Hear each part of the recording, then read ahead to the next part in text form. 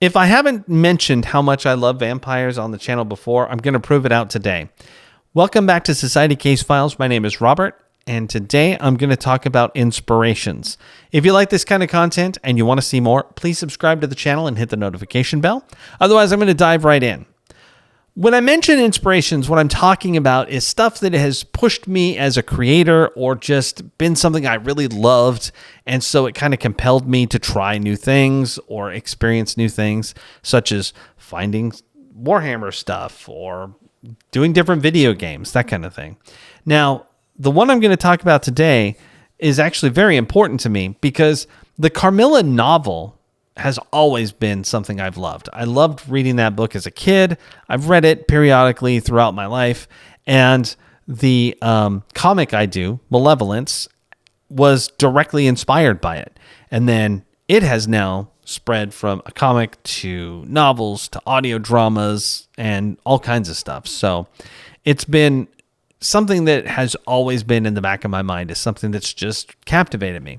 So when I discovered the Carmilla web series, at first I was a little shaky on whether or not I'd like it. I thought it looked a little strange. The idea was weird. It's just a sort of webcam and the characters do things and then they come back and tell you about it. So like there might be a huge action sequence, but it all happens off camera and then they come and they explain what they experienced.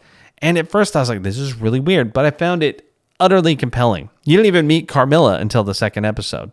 The show takes place in a fictional university in Austria, and it's very supernatural. It's like if Lovecraft's Preparatory Academy was a live-action game. It is 3 seasons. Each episode is around 10 minutes long. You could watch a season in about 3 hours, and then there's a movie that came out as well. Now, I was all in. When I had the opportunity to watch it, once I started, I just couldn't stop. And I watched it all in about a day and a half. And then the movie came out after that, honestly. So I got in early enough that the movie wasn't even out yet. Then the movie came out, and I had to buy it from their site. It wasn't available anywhere else. So I got this like HD download version that is still around on one of my hard drives somewhere. But since then, they have distributed it to places like iTunes and Amazon Prime, that sort of thing. So you could watch it in more normal places. However, the show itself is still only available through YouTube or their site. This is just a great show. It has a lot of heart. It's well written, and with the limitations that they had, I think they really utilized those services very well. I mean, it's absolutely insane that I sat down and basically burned a day and a half, like not all at once, but most of those 2 days. I watched the entire series, just consumed it. And the vast majority of it is literally one camera. There's a special as well that they actually move the camera around to do things. And the movie, of course, is a legit movie. It's not just the one camera thing. They got some real money behind it. All around, it has a nice modern twist. It acknowledges that the book still happened while creating a brand new mythos to go with it. So it really does a nice world crafting experience as well. I would highly recommend the Carmilla web series. It has inspired me in many, many ways, not just because I really loved how the story worked, but because they were able to create such a compelling narrative with so little that I came to realize that it isn't necessary to be flashy with everything you do. Sometimes strong dialogue and interesting characters and events can make the difference between holding your attention through an entire experience or losing it. I mean, I've seen shows that are just massive spectacles that just couldn't keep me there. Like Citadel. I watched the first 40 minutes of that and I couldn't latch onto it at all. It just felt soulless by comparison to some other things. And that's no slight on them. I mean, that was a lot of money they spent. And I have to admit, it was art in its own way.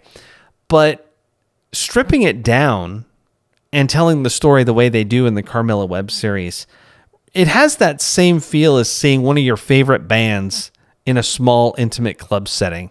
It's just all of the fat is cut out, and all you've got left is the raw story and the pathos of the characters and it really invites you to understand what's going on. And you always want to know what happens next. I did read the novelization of the first series. Sadly, they didn't get to make the second and third series into a book. But it was pretty cool because they really did explain a few more things with some better detail and tried to make some of it make sense. And in some cases, the characters actually were doing those events in the narrative of the book that were otherwise just told to us afterwards. I can't say that it was 100% worth the time because there's not enough deviation to really warrant its existence. Unless you just prefer reading 100% over watching something, then it just didn't really have that much extra to offer. It was well enough written. I'm not a huge fan of first-person present tense. That's always seemed really strange to me. It just feels a little more unnatural, but that's how this book is written. It also does a lot more pop culture references, and you can take it or leave that. I didn't really care too much, but some of them felt a little forced. And that's not to say that I didn't still love it. And I should probably make it clear, and I think I did in my Nosferatu review, I absolutely love vampire stuff. And even when I complain about it, I still had fun most of the time. There's only been one vampire movie I didn't like, and that was the Argento Dracula was just absolutely terrible. But I have watched some movies that were, let's just call them questionable, and I still enjoyed those. So maybe my opinion about vampire stuff is very biased, but knowing that, I can tell you that Carmilla the web series, I elevate above some of my favorite vampire cinema. And some of those include things like The Lost Boys and Bram Stoker's Dracula, the original Dracula. I'd put the web series up there in the top 10 of vampire cinema. Just because it's so creative. These people cared so much about what they were doing. They've poured so much into it. I'm a sucker for that. If artists give everything they've got to their project, and you can tell, then I'm prone to enjoy it even despite the subject matter. Sometimes there's things that I don't even know about. I've watched some sports movies. I have no connection to any kind of sports. And I've watched sports movies that have got me because you can really tell that the people who made it just love what they're doing. And that's Carmilla the web series. So if you haven't seen it, it is available on YouTube. You can probably track it down. I do recommend you watch the series before you see the movie, but you absolutely should watch the movie as well. I love it. Both the series and the movie get me very emotional every time I watch it. So as far as inspirations go, the Carmilla stuff just wins. And anyway, that's enough about Carmilla the web series. What do you think? Have you seen it before? Did you love it? Do you hate it? Is there a vampire show or movie that you prefer or that you have found to be very impactful? Let me know in the comments and let's have a conversation. Otherwise, this is Robert from Society Case Files, signing off.